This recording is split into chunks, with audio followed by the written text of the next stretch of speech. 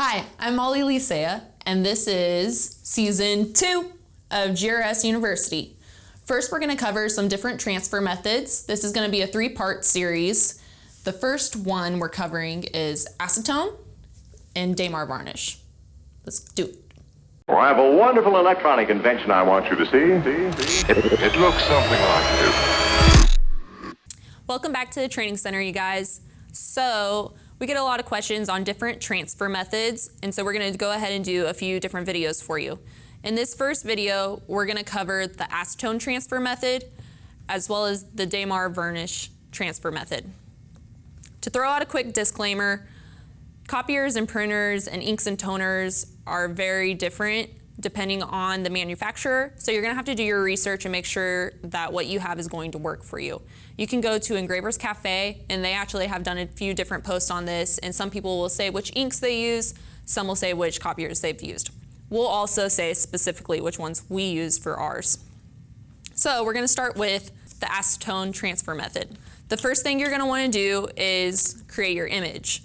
We used a Canon D1120 copier, and it has a Canon 120 cartridge. This image is just going to be black and white. It's not going to work with a color.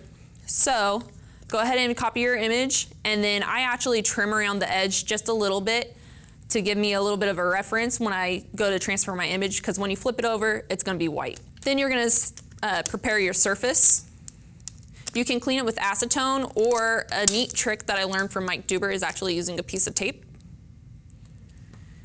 And you just press it to your surface, and when you pull it off, it'll pull all the oils and debris off of your surface. So now it's ready to go. You place your image down where you want it, and you can use a piece of tape to hold it still as well. Just make sure it's not overlapping your image. Now you need your acetone and a paper towel. Some people will spray the acetone directly onto the image. I actually like to create a little wad and then just squirt my acetone on there.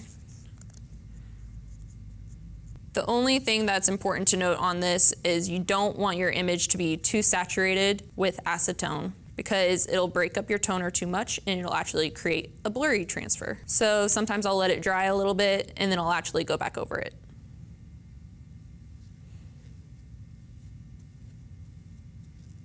Just kind of roll it across there. So once it's dry, you just pull it back, and there's the transferred image.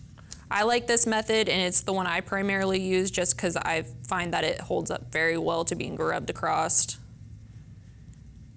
And so you can work on the image for quite a while.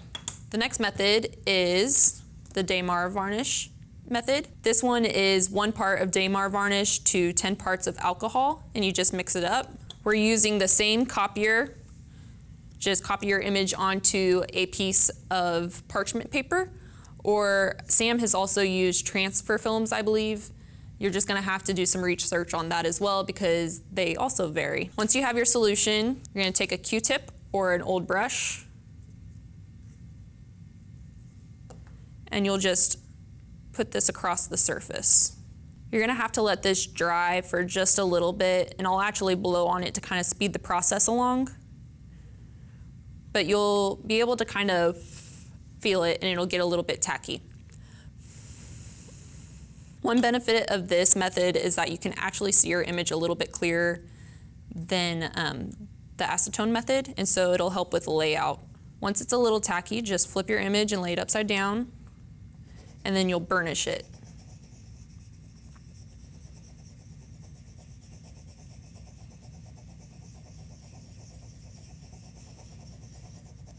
Once you've burnished over your whole image, you can peel it back, and there's that transfer.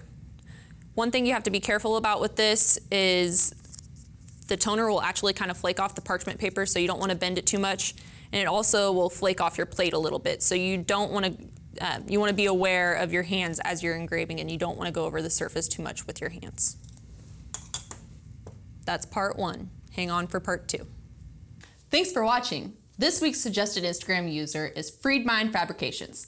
Nathaniel Fife is based out of Colorado. He does a lot of collaborations with different artists. He's been featuring a lot of stone carving, which is actually really neat to see.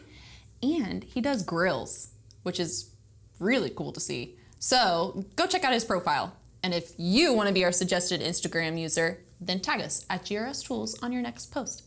Please like and subscribe all of our videos and follow us on all social media platforms.